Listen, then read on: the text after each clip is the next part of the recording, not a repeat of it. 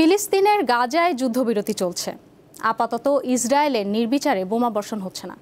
তারপরও ভালো নেই ফিলিস্তিনিরা। চুক্তি অনুযায়ী এখনও গাজায় নির্ধারিত পরিমাণ ত্রাণ প্রবেশ করতে দিচ্ছে না ইসরায়েল। ফলে ধ্বংসস্তূপে ফিরে এসে অনাহারেই থাকতে হচ্ছে তাদের। 2 বছরের রক্তক্ষয়ী সংঘাতের পর গত 11 অক্টোবর শুক্রবার থেকে গাজায় হামাস ও ইসরায়েলের মধ্যে মার্কিন মধ্যস্থতায় যুদ্ধবিরতি শুরু হয়।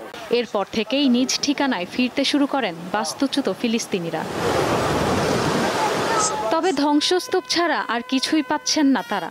যুদ্ধবিরতির পর থেকে দিনে নির্ধারিত 600 ট্রাক থেকেও অনেক কম ত্রাণ গাজায় ঢুকতে দিচ্ছে ইসরায়েল, যা সাগরে এক ফোঁটা পানির মতো বলছে মানবাধিকার সংস্থাগুলো। গাজা নগরীতে ফিরেও পানি নিয়ে সবচেয়ে বড় দুর্ভোগের মুখে পড়ছেন বাসিন্দারা।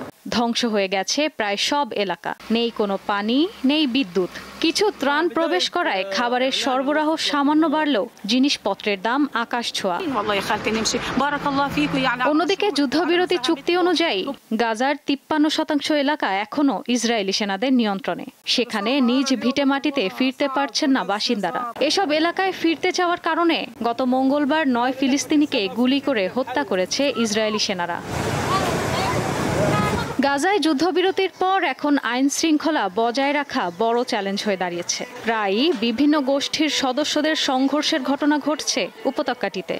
এছাড়া যেসব এলাকা থেকে ইসরায়েলি সেনারা সরে গেছে সেসব স্থানে আবার নিয়ন্ত্রণ বাড়াচ্ছে হামাস।